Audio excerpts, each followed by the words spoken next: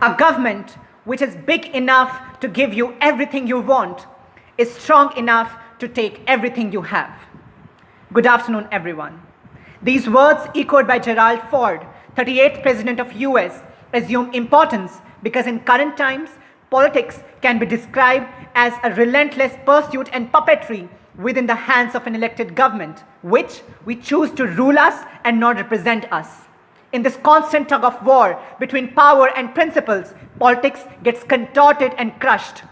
Thus, as the subject post-mortem of politics is clenched for discussion, it is safe to assume that the cadaver of politics as received is prima facie dead.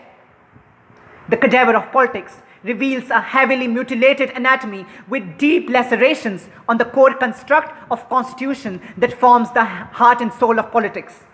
It is due to an unprecedented rise in majoritarianism out of a majority mandate, which clearly invalidates the equal and comprehensive participation of all the parts to ensure the metabolism of political progress.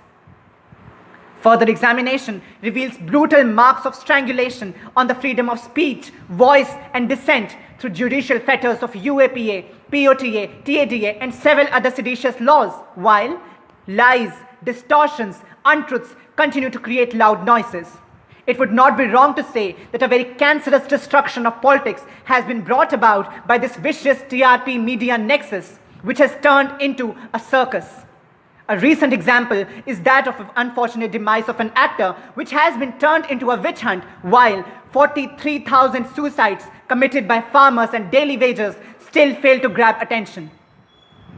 But it does not end here. The corpse of politics is covered with two deeply demarcated colors, each of which has been monopolized and used as weapons on the ruptured fabric of secularism. This battle of politics, fought in the name of elections and politics, has resulted in a deep abandoned body drenched in a single color of blood. The final nail in the coffin of politics has certainly been hit by the atrocious slugfest and the barbaric business that the noble profession of politics has been turned into. A tremendous shift can be observed over the past few years, where the political parties represented by cult figures have demonstrated extreme hatred and intolerance towards differing views.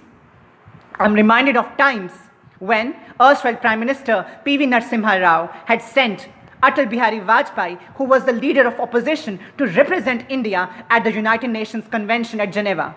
But sustained corruption, rhetorics, hate speeches, mudslinging have damaged the soul of politics beyond repair. Further, Association of Democratic Reforms said that around 43.5% of the 542 MPs in 2019 had criminal cases against them. Thus, it can be clearly concluded and firmly attested that a very malignant execution of politics has been brought about by the same people whom we choose to sit at the political pedestals and bureaucratic thrones. We chose to celebrate and relish as mute spectators, even as ethos and essence of politics was being annihilated. We imprisoned its tongue, we sealed its voice, we auctioned its brain, we massacred its heart. Politics is dead, and we are all responsible for it. Thank you.